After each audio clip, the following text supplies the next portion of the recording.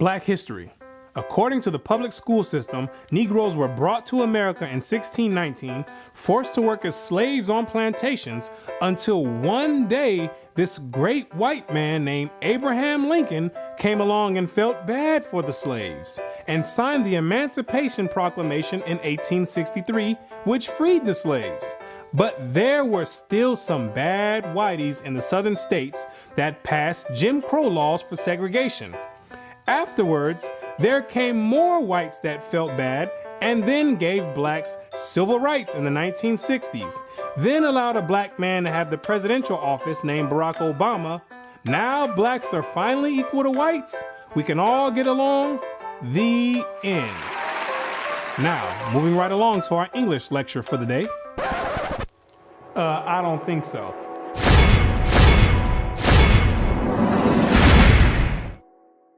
Black history. What do you know about Black history? Let me ask you a question. Prior to the transatlantic slave trade in the 1600s, what was your nationality? What did you call yourself? Some may say African. Well, Africa is a continent, and in that continent, there's over 47 different countries in there. Which one do you come from? What language did you speak prior to the 1600s? Was it English? There's over 1,500 dialects being spoken in the land of Africa. Pick one. What clothing did you wear? Was it high heels and stilettos? Skinny jeans and Vans? What food did you eat? Hamburgers and hot dogs? French fries and SpaghettiOs? What religion did you partake in? Who was your God? Was it Christianity and Cesare Borgia? Most of you have no idea about the answer to these questions. You have no recollection of any history prior to the transatlantic slave trade. Now, is that a coincidence or by random chance? I don't think so. Have you ever asked yourself, why is it that in the public school system that every time the subject of Black history is taught, it always begins in the 1600s and with slavery? Why is that? Doesn't that raise some antennas and spark inquiry? Why is it that the public school system is so committed to revolving Black history solely on the past 400 years? Why is that? Is it because there's a deficiency in historical data? Or maybe because there's no history at all prior to the 1600s? Maybe Black people just poofed out of thin air, sporadically, landed on slave ships, and they said, hey, we got a new species here, and start importing and exporting them all over the world. Maybe that's what happened. The question arises, what is the drawback on this history? Why does it keep being withheld? What's the big idea about it? Why is it being held hostage? That's the question. Why can't it be expounded on? 100 years prior to the 1600s? 300 years, 500 years, 1,000 years? Why is that information not being revealed? What's the big secret? What's the mysticism about it? What you're going to come to realize is that your identity is the biggest kept secret on the planet Earth. Oh, you thought that NASA and the space station and the secret missions being conducted by them, oh, you thought that was the biggest kept secret on Earth. No, this is bigger than that. You thought that the government and the CIA and the FBI hiding information about UFOs and Planet X and Nibiru and aliens, you thought that was the biggest information and biggest kept secret. No, this is bigger than that. The elite Confederate have spent billions of dollars and constructed an innumerable amount of psychological stratagem to ensure that you never received and acquired this information that's about to be put out. You're about to receive pertinent information from some of the most reputable biblical scholars, historians, and archaeologists. And they all know something that you don't know. And that's your identity. Ham, the youngest of Noah, born probably about 96 years before the flood, and one of 8 persons to live through the flood.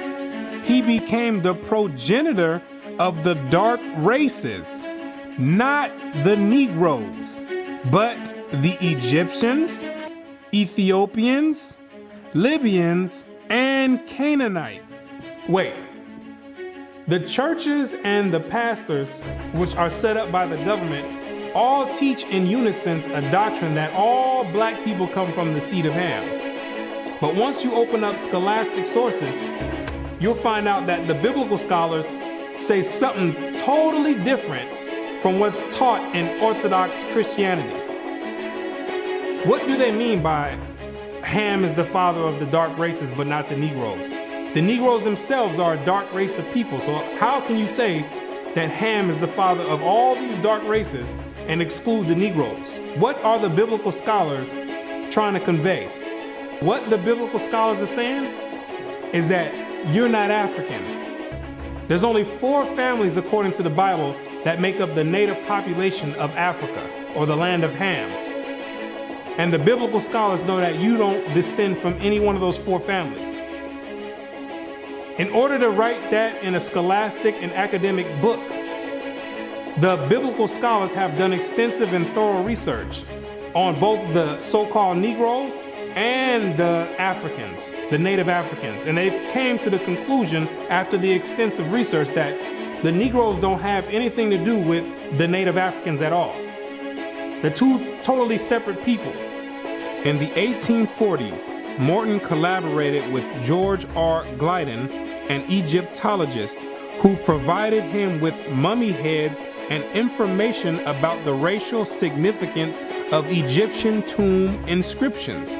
In Crania Aegyptiaca, published in 1844, Morton pointed out that both cranial and archaeological evidence showed that the Egyptians were not Negroes. In 1840, Dr. Morton was trying to find out the racial origin of the so-called Negroes that were in America in slavery. So he got together with the Egyptologists, which supplied him with the mummy heads, and what he did was conduct an extensive research on the cranial remains of the heads in Egypt, in contrast to the cranial remains of the heads in America. And what he found out is that the Negroes that were in slavery were not Africans.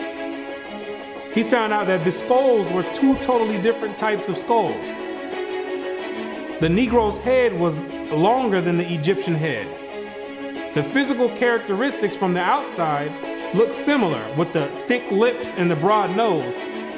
But once you start delving into the real characteristics, he found out that there were 2 totally different people, as abolitionists and colonizationists had maintained, and that in fact, blacks had been relegated to the same servile position in ancient Egypt as in modern America.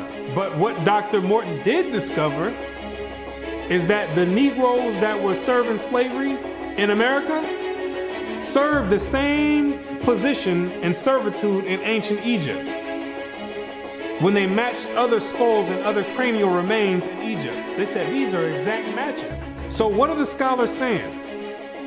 What you're going to find out is that they're saying that you are the biblical Israelites. Yes, you're the same exact people that served slavery in the land of Egypt. You're the same exact people that God sent Moses to go redeem under the hand of Pharaoh. You're the same exact people. And when you read the Bible, you'll find out that slavery is a central theme in the Bible. It's a reoccurring theme with the Israelites. The Israelites cannot run away and get away from serving slavery. It continues to happen over and over, all the way up until today. You came out of Egypt as slaves. came down into the land of Israel, no sooner as you got there, then you had the Assyrians come, capture the land of Israel, and take you and make you slaves. In the 9th year of Hoshea, the king of Assyria took Samaria and carried Israel away into Assyria. You came out of the land of Assyria, went back to the land of Israel. Then the Babylonians came, which are the modern day Ethiopians, the Cushites, came to the land of Israel and made you slaves. So all Israel were reckoned by genealogies. And behold, they were written in the book of the kings of Israel and Judah, who were carried away to Babylon for their transgression. You came out of the Babylonian captivity, went back to the land of Israel. Then the Persians came on down there, took the Israelites and made you slaves. For we were bondmen, yet our God hath not forsaken us in our bondage, but hath extended mercy unto us in the sight of the kings of Persia. You came back from the Persian Medo captivity, went back to the land of Israel, rebuilt the temple up.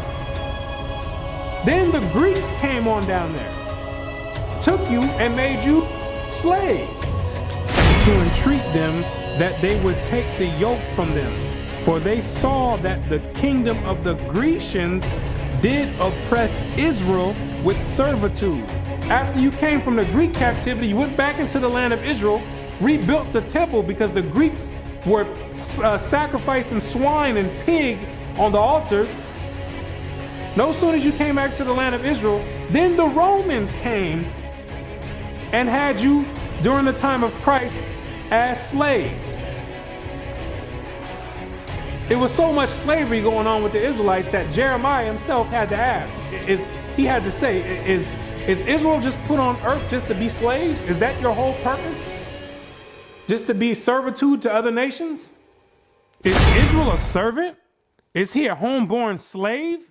Why is he spoiled? So you might be asking yourself, if the so-called Negro is part of the 12 tribes of Israel, how in the world did you get to the west coast of Africa? And when ye shall see Jerusalem compassed with armies, then know that the desolation thereof is nigh. This is Christ right here speaking to the Israelites. He says, when you see Jerusalem compassed or surrounded by the Roman armies, then know that the desolation or the destruction of the land of Israel is getting ready to happen. The Romans getting ready to come in here and tear some stuff up. Then let them which are in Judea flee to the mountains, and let them which are in the midst of it depart out. And Christ says, when you see the Romans coming in, you better get ready to flee into the mountains. And what you're going to realize is that the mountains that he was talking about was the land of Africa. It was the same exact place that Mary and Joseph took Jesus when they were fleeing from Herod when he was trying to come find Jesus to kill him. They went right into Africa. And the Israelites went into Africa as well, fleeing from the Romans. In the year 65 BC, the Roman armies under General Pompey captured Jerusalem. In 70 AD, General Vespasian and his son Titus put an end to the Jewish state with great slaughter. During the period from Pompey to Julius, it has been estimated that over 1 million Jews fled into Africa, fleeing from Roman persecution and slavery. The slave markets were full of black Jewish slaves. Over 1 million of you Israelites fled from the land of Israel into the land of Africa, running away from the Romans because the Romans was coming to put slaughter to the Israelites. The ones that didn't take heed to the prophecy of Christ when he said you better leave and go to the mountains, go to Africa, when they got caught by the Romans, they were taken back to Europe and sold in slavery and put in servitude and became gladiators, put in the lions' dens. The pagans and the Romans attacked the Jews indiscriminately. Both the Jewish soldiers and the uninvolved peaceful population without mercy. As a result of this merciless attack, Many Jews fled to those parts of northwest Africa known as Tunisia, Algeria, Morocco, and Mauritania. Many other Jews fled to other areas where Rome did not have any jurisdiction. This was to the region of the south, the Sahara Desert, and the Sudan. Grazel says, such is the explanation of how the Sahara Desert first acquired Jewish tribes, toughened by a fighting tradition and possessed of physical characteristics, black, which it is said still makes them approximate very closely the original Jewish population of Palestine. And after migrating from Israel and dwelling on the northwestern parts of Africa, after you were fighting vigorously with the Romans, you had no choice but to start migrating to the southern regions of Africa, where the Romans didn't have any jurisdiction. Because the Romans were relentless and they were adamant about putting all Israelites to death. So in order to get any type of peace, the Israelites had to start migrating to the sub-Sahara parts of Africa. The scholars know this for a fact. The biblical scholars know this for a fact. They know all the history of the Israelites and their migration patterns. Whatever may be thought of the more or less mythological traditions connected with the earliest Jews in North Africa, it is now practically an established fact that a Jewish nation, Jewish at least in faith and perhaps too in origin, long held sway south of the Sahara. In later centuries, Jews are believed to have settled in Western Africa during the height of the Songhai, Mali, Ghana, and Kanem-Bornu empires. According to accounts from explorers of the region, several powerful Jewish families of the Songhai Empire were of Jewish origin. Some accounts place West African Jewish communities in the Andu Forest of Dahomey, south of Timbuktu. In the 1930s, these groups still maintained a Torah scroll written in Aramaic that had been burned into parchment with a hot iron instead of ink so it could not be changed. In the 1930s, the historians went over there and still found Israelites over there that didn't get captured in the slave trade, still practicing the Hebraic faith, still knowing who they were. With a Torah, which is the first 5 books of Moses, written in Aramaic. That's the ancient language. And it's a shame that they have to burn it in hot iron so the European colonialists don't come over there tampering with it and taking the evidence and trying to hide the history. It's a shame that they have to do that. It is a total shame that they have to do that. The black Jews had an advantage over the African tribes. They carried their culture, history, laws, and written records with them. The Jews made use of every opportunity. They were an industrious and skillful people.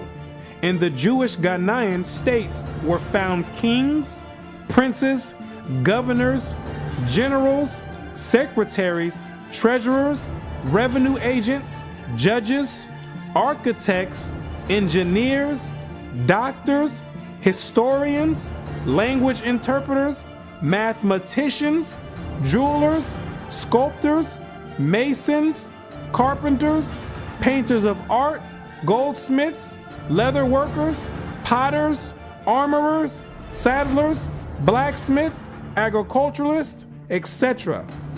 Who told you that you was a bunch of Negroes running around on the west coast of Africa, butt naked, swinging from vines? Who told you that lie? You were and still are a prestigious people, a skillful people.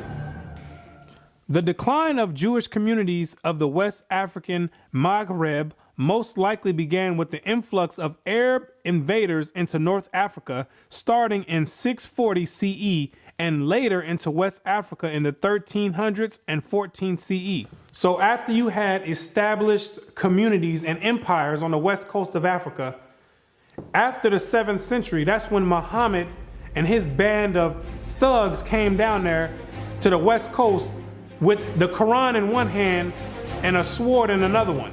And they were forcibly converting the Israelites into that nonsense Islam. Yeah, I said it, nonsense Islam, because that's not what we were dealing with. That's the Arabs' religion. That's not what we were dealing with. And that was the decline of the Hebraic community over there in the west coast of Africa. And that was the forefront in the beginning of the slave trade. Yea, and what have ye to do with me, O Tyre and Zidon, and all the coast of Palestine? Tyre, Zidon, and the coast of Palestine, those are all ancient Africans that God is referring to. Will ye render me a recompense? And if ye recompense me, swiftly and speedily will I return your recompense upon your own head. Because ye have taken my silver and my gold, and carried into your temples my goodly pleasant things. The children also of Judah and the children of Jerusalem have ye sold unto the Grecians. The Africans got together with the so-called Grecians or the Europeans, and they commenced in selling the Israelites that were dwelling on the west coast of Africa in slavery. There's your slave trade right there in the Bible. Both buyers, Europeans, and sellers, Africans, saw the people traded into captivity on the African coast as outsiders. Now, why did those Africans see you as outsiders? Because you were some people that migrated and encroached on their land. They knew you were not the same exact people.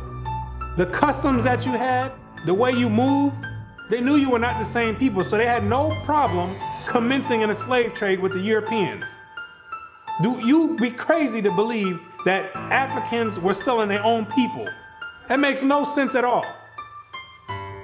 When the Europeans put that in the textbooks, they're using technicalities, saying Africans sold other Africans. When they're using technicalities, what they mean to say is native Africans were selling Israelites that were living in Africa. It'd be no different if somebody wrote history 500 years from now and say there was a slave trade that happened here in America. Say black people got together and start selling white people to the Chinese. If somebody with the same mindset that the Europeans have wrote history 500 years from now, they would say Americans were selling other Americans to the Chinese. When it's two totally different nation of people living in America. You can't just say Americans sold other Americans. Two totally different people. It's the same exact scenario on the west coast of Africa. There are both oral and written explanations that trace the origin of the Igbo. And the most tantalizing is an association of the Igbo to the Hebrew race. This assumption is based on the fact that Igbo culture has many similar traditional customs like that of the Jews. Similar customs are observed in marriage negotiations, childbirth and circumcision, restitution, attitude to totem animals and taboos, as well as hospitality to others, especially to strangers, etc. The Igbo are therefore said to be the split and lost group or tribe of Israel that refused to wander further northeast with Moses, but preferred going down southward. The Igbo people have many Jewish traditions. Naomi Katz, the current Israeli ambassador in Nigeria, and others point to their possible ancient Israelite origins. See, the scholars, they've done their research on the Igbo tribe, extensive research. And they've compared the traditions of the Igbo tribe, and they've matched them up to the biblical traditions of the Israelites. And they said, whoa, these are strikingly similar. The only way that these people could be practicing the Hebraic faith this close is if they were the biblical Israelites themselves. So you may ask yourself, what is the significance of the Igbo tribe to the so-called Negro in the Americas? When you do the research, what you're going to find out is that the Igbo tribe is one of the main sought-out tribes that were captured and sold in the transatlantic slave trade and came right here to America. The British were the major buyers before they banned their own slave traffic in 1807. They were replaced by the Portuguese and the Spanish for as long as the traffic continued here. The majority of the captives were speakers of Igbo dialects. You can hear me clearly, Rabbi. Let us have your name once more. My name is Rabbi Yehuda Ben Shomer. Okay. Well, is it okay if we just call you Yehuda? Yeah, that's fine. Today? Okay, yeah, that's great. fine. No problem at all. I'll go on even further to say this, that the slave trade is actually connected to Deuteronomy 28, because the majority of the slaves that were brought to the Caribbean islands and brought to the Americas were Igbo people, were people of Hebrew and Hebraic Israelite descent, if you will. And so if you read Deuteronomy chapter 28, it matches perfectly what happened to the Hebrew slaves, the black Hebrew slaves, during the slave trade. It just matches it perfectly. Back up now. I think we just rung a bell here. Hold up now. Okay. Hold up. Hold the presses. Okay. Hold up. I hope everyone is listening to this. This is you about to rock some boats now, Ben Yehuda there. Hold up now. Listen to what he's saying here. So you are saying that there's a great chance, or more so, that the black people that links directly to the slave trade are from the lost tribes of Israel. Is that what you're saying here, sir? Yes, I am. Now, granted, I will qualify that I don't. Wait a second. I don't believe that every single black person is Hebraic or Jewish, but I'm saying that the majority of the slaves involved in the slave trade were Hebrews. These people knew exactly who they were buying and selling, both the Africans and the Europeans. The Europeans, which are the Romans went after 70 AD, they went conquering, and they done hid themselves under different nationalities after they done conquered the native people that were in those lands in Europe. Hid themselves under the French, under the British, under the Portuguese. They're the same exact Romans. And all they're doing is continuing the agenda that was put in place in 70 AD. When they came down there looking for the Israelites. It's the same exact agenda. And carrying it forward to today. It's the same exact agenda. They knew exactly who they were aiming for. It's not by coincidence that all the history matches up perfectly with the Bible prophecies. It's not a coincidence. And then they push a doctrine on you in church talking about it doesn't matter. So then you never go and look for this information. Now you see exactly why they don't put none of this in black history, why they don't go prior to the 1600s. You start digging prior to the 1600s, and then you find out you come or descend from the Igbo tribe. You start doing your research. Well, let me find out a little bit more about this Igbo tribe. Then you find out that the Igbo tribe are known as fact descend from the 12 tribes of Israel. So then you say, hold on. Something's not right here. That's the exact reason why they don't go prior to the 1600s.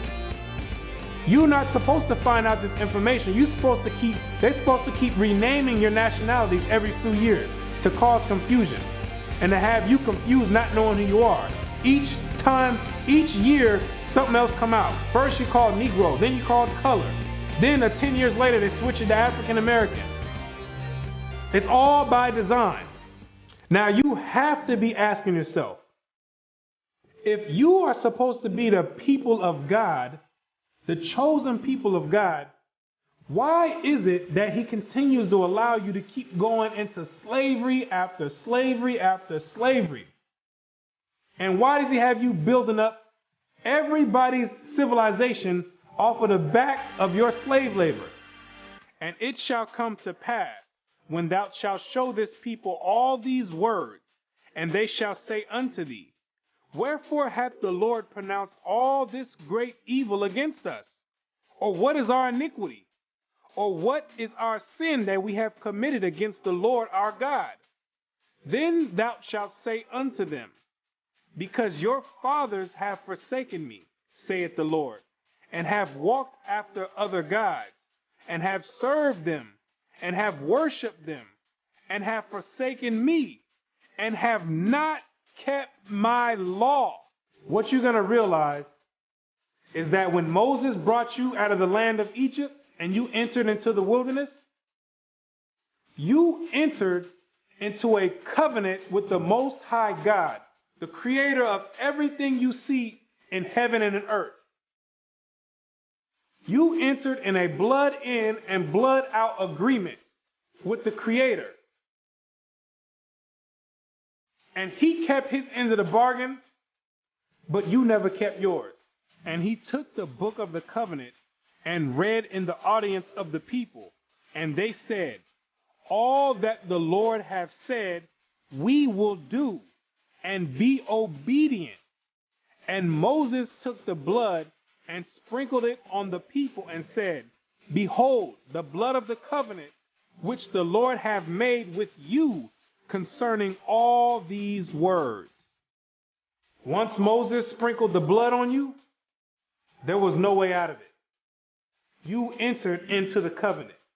And it shall come to pass, if thou shalt hearken diligently unto the voice of the Lord thy God, to observe and to do all his commandments, which I command thee this day, that the Lord thy God will set thee on high above all nations on the earth. And all these blessings shall come on thee and overtake thee, if thou shalt hearken unto the voice of the Lord thy God. You see, if you kept your end of the bargain, the deal was the Most High was going to set you above all nations on the planet Earth. You know, the same spot that the Europeans have today, that was supposed to be your spot if you kept his laws, statutes, and commandments. But, that means there's a stipulation. There's two sides of the bargain. It shall come to pass, if thou wilt not hearken unto the voice of the Lord thy God, to observe to do all his commandments and his statutes which I command thee this day, that all these curses shall come upon thee and overtake thee. Thy sons and thy daughters shall be given unto another people, and thine eyes shall look and fail with longing for them all the day long, and there shall be no might in thine hand. Thou shalt beget sons and daughters, but thou shalt not enjoy them, for they shall go into captivity. The stranger that is within thee shall get up above thee very high, and thou shalt come down very low. Moreover, all these curses shall come upon thee, and shall pursue thee, and overtake thee, till thou be destroyed, because thou hearkenest not unto the voice of the Lord thy God, to keep his commandments and his statutes which he commanded thee. And they shall be upon thee for a sign and for a wonder, and upon thy seed forever, because thou servest not the Lord thy God with joyfulness and with gladness of heart for the abundance of all things. Therefore shalt thou serve thine enemies, which the Lord shall send against thee, in hunger and in thirst and in nakedness and in want of all things.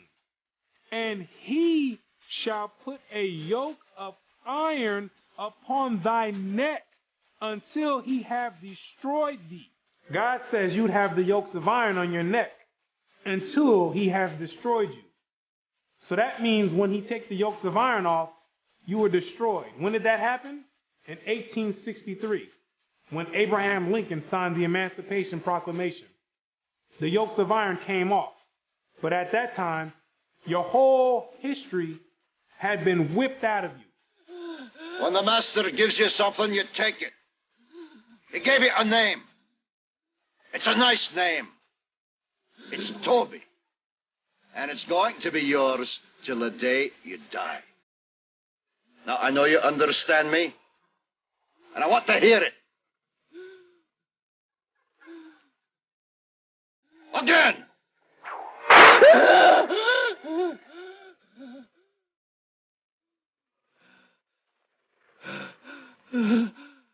I want to hear you say your name. Your name is Toby. What's your name? Kunta.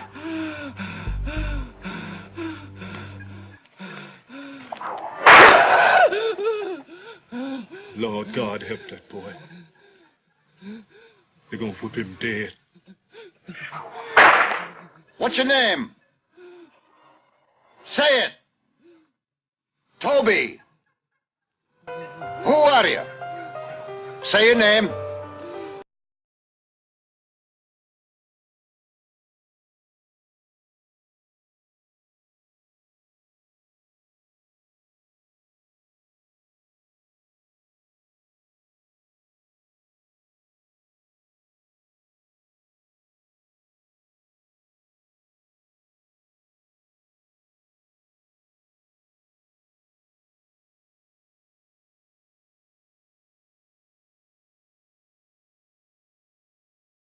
His bosom and toward the remnant of his children which he shall leave. You wonder why it's black on black crime?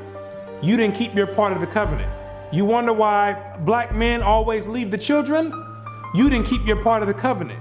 Also, every sickness and every plague which is not written in the book of this law, them will the Lord bring upon thee until thou be destroyed. Why are you number one in HIV? You didn't keep your part of the covenant. Why are you number one in hypertension and high blood pressure? You didn't keep your part of the covenant. Why are you number one in high cholesterol? You didn't keep your part of the covenant. Why are you number one in diabetes? You didn't keep your part of the covenant. Why are you number one in all negative effects across the board? You didn't keep your part of the covenant. And the Lord shall scatter thee among all people from one end of the earth even unto the other, and there thou shalt serve other gods, which neither thou nor thy fathers have known, even wood and stone. And among these nations shalt thou find no ease, neither shall the sole of thy foot have rest. But the Lord shall give thee there a trembling heart, and failing of eyes, and sorrow of mind. And thy life shall hang in doubt before thee, and thou shalt fear day and night, and have no assurance of thy life. In the morning thou shalt say, would God it were even? And in the evening thou shalt say, would God it were morning? For the fear of thine heart wherewith thou shalt fear, and for the sight of thine eyes which thou shalt see. And the Lord shall bring thee into Egypt again. The word Egypt in the Bible means bondage or slavery. I am the Lord thy God, which have brought thee out of the land of Egypt, out of the house of bondage. So when God says he's gonna bring you into Egypt again, he's saying, I'm gonna bring you into slavery again with ships. But this time you're going with ships, packed up like sardines in a can. By the way whereof I spake unto thee, thou shalt see it no more again. And there ye shall be sold unto your enemies for bondmen and bondwomen, and no man shall buy you. And God says no man shall buy you. Back in the biblical days, you would be able to buy or redeem a slave by payment. But God says no man is going to be able to redeem you out of this slavery. this last one I bring you to, this last Egypt, nobody's going to get you out of it. Marcus Garvey tried to get you out of it, didn't work. Martin Luther King tried to get you out of it, didn't work. Malcolm X tried to get you out of it, didn't work. Louis Farrakhan tried to get you out of it, didn't work. Al Sharpton tried to get you out of it, didn't work. Why? Because you are still breaking the covenant.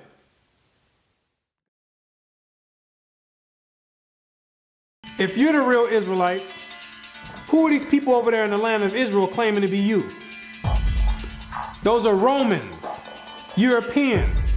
They got pushed up in the South Georgia, Russia, in the Caucasus Mountains, and hid themselves under the name of Khazars. Between the 8th and 9th century, the Khazarian Empire under King Bulan adopted the traditions of the Israelites and mixed it with paganism and called it Judaism. Yes, we know your history too. Then after the Holocaust, which was politically motivated, the elite used that as a pretext to invade the land of Israel and took those Khazarian converts and placed them in that land in 1948. In May of 1948, a new Jewish state, Israel, was born in a bath of blood. Jewish troops routed Arab forces from the city of Haifa in the first of a series of battles that were to reverberate through the years.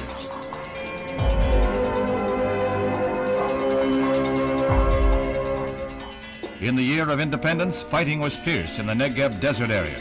Here, Israeli troops routed the Arabs and took hundreds of prisoners. Meanwhile, on May 14, 1948, the new government headed by David Ben-Gurion is installed in Tel Aviv.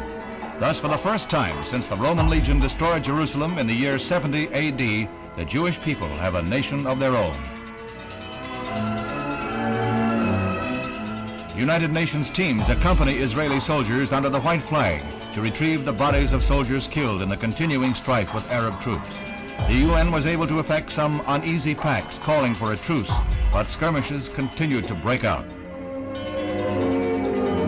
Dr. Chaim Weizmann joined Premier Ben-Gurion in the government. The Jewish patriot became president as Israel went before the United Nations to seek a place in that world body. The Middle Eastern Arabic nations were in violent opposition, and when Israel was voted a membership, they walked out in a body. For the rest of the day, their seats remained empty, but they returned the next morning to no further incident. Thus, history was made as the Jewish state of Israel was born. Conceived in strife and weaned on violence, Israel has flourished to become a constructive voice in world affairs. Her flag became a symbol of hope. To destabilize the Middle East. Prior to that, those people never lived in the land of Israel. Prior to 1948, those people never stepped foot in the land of Israel.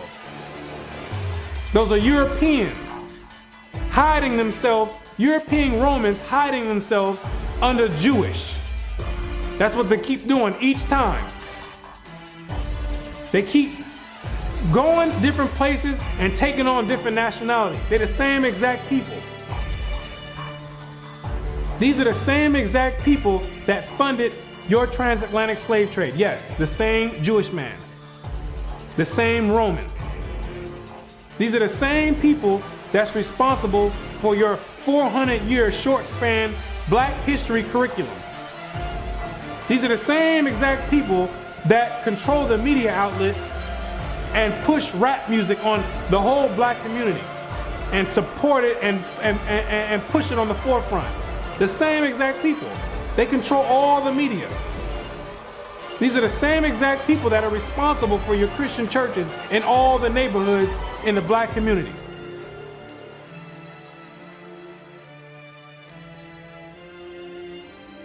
The Bible says when the real Jews get in the land of Israel, there will be no more war. Since those converts, Khazarian converts, went into the land, it's only been war. They don't fit the prophecies. They over there dealing with Satan. I know thy works and tribulation and poverty, but thou art rich. And I know the blasphemy of them which say they are Jews and are not, but are the synagogue of Satan, using the Babylonian Talmud as their authoritative source. These people are not the real Jews, and they have nothing to do with the Most High God and the biblical Israelites. They're not the real Jews, and they're dealing with Satan at the highest level. What are these nations trying to accomplish by suppressing all this information? What you're going to realize is that there's a group of nations that are confederate together that have been trying to get rid of the Israelites from way back when so they can offset the Bible prophecies. Keep not thou silence, O God, hold not thy peace, and be not still, O God, for lo, thine enemies make a tumult, and they that hate thee have lifted up the head. They have taken crafty counsel against thy people, and consulted against thy hidden ones. They have said, come, and let us cut them off from being a nation, that the name of Israel may be no more in remembrance. The elite know that America, according to the Bible, is the last kingdom before the return of the Messiah. It's the last reigning kingdom, called Babylon the Great, or the Little Horn.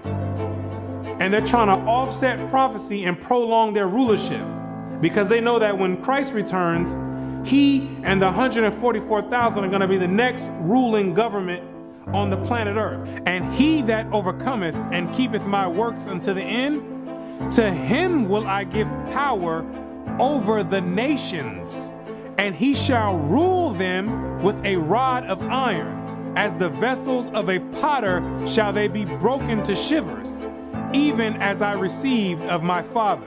And I heard the number of them which were sealed, and there were sealed 144,000 of all the tribes of the children of Israel. The elite don't want this prophecy to go forth.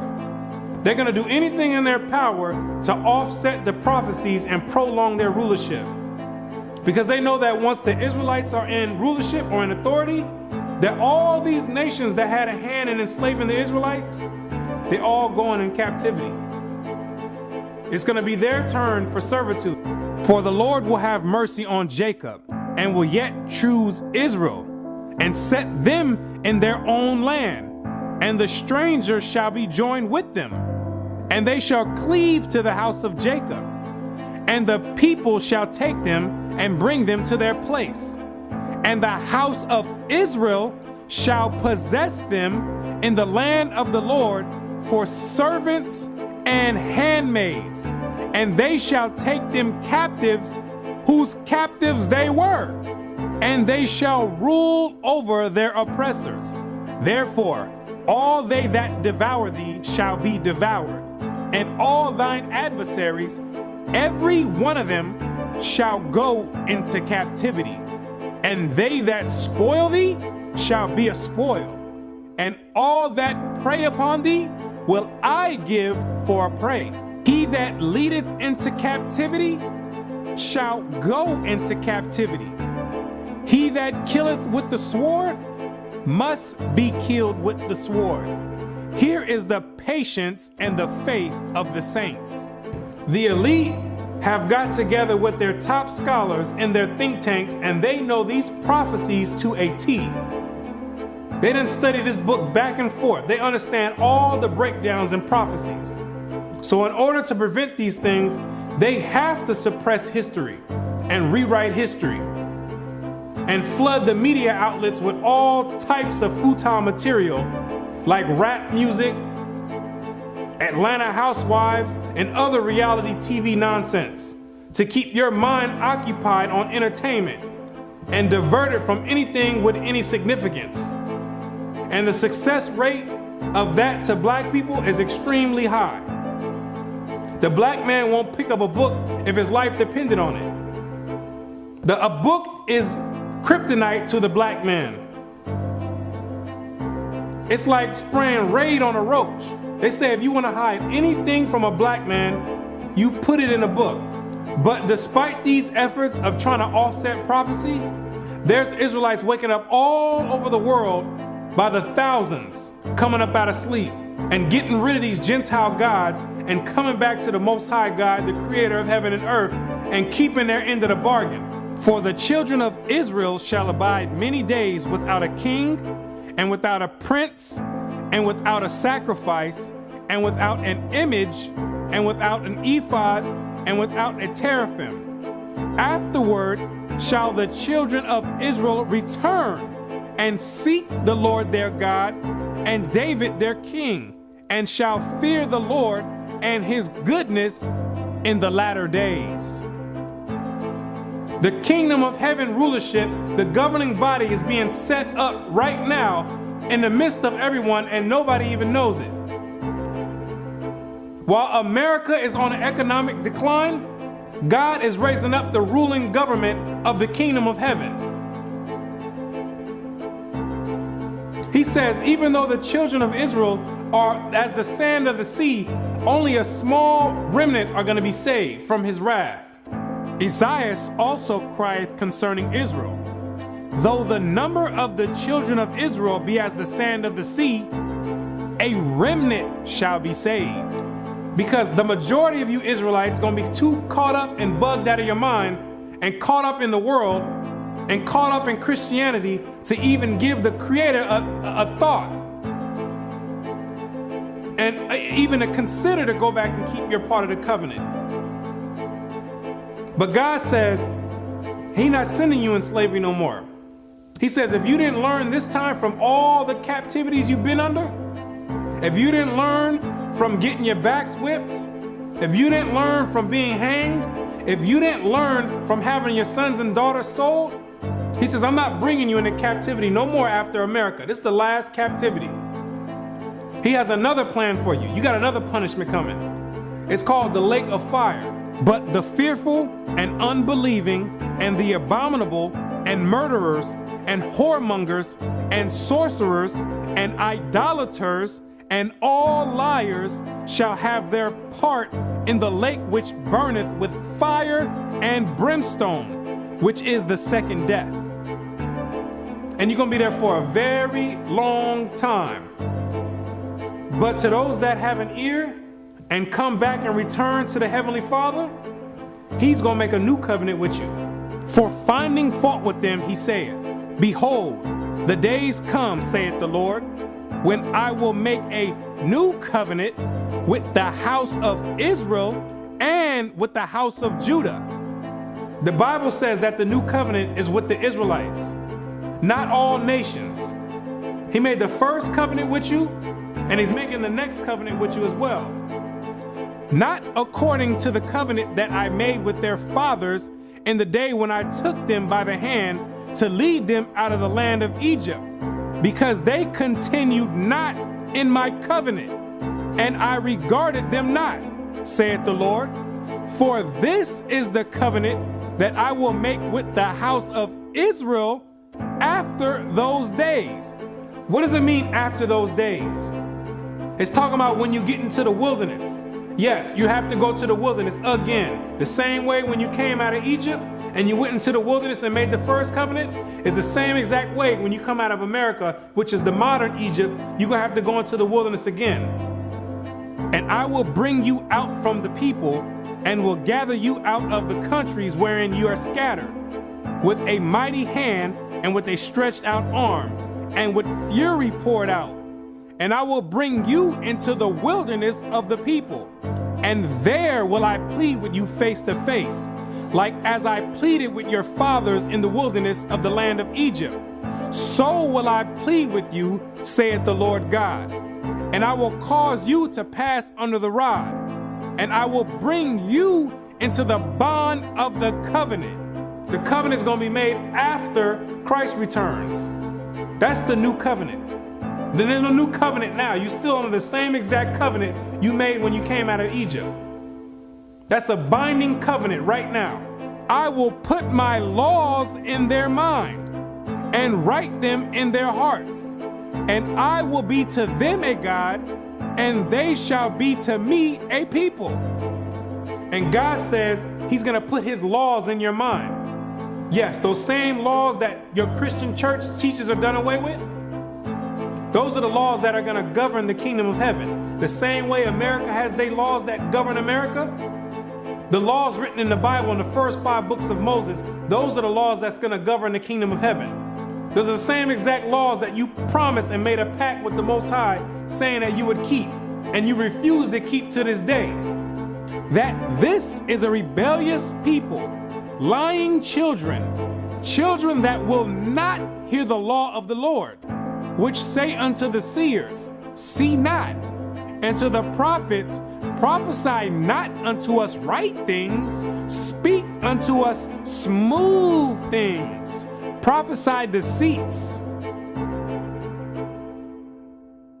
Yet the number of the children of Israel shall be as the sand of the sea, which cannot be measured nor numbered. And it shall come to pass that in the place where it was said unto them, ye are not my people, there it shall be said unto them, ye are the sons of the living God. In these same exact places where you were scattered for a reproach and called by different names like African American, Negro, and colored people, and where you were told in church that you were a Gentile, in these same exact places, it's now being told to you that you're actually the children of Israel. Prophecy is being fulfilled right now.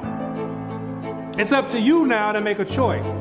Either you're going to come back and keep your end of the bargain, or you're going to still stay out in the world. And if you stay out in the world, the only thing you can look forward to is weeping and gnashing of teeth. The Most High is extending out his hand one last time. It's either you're going to repent and come back,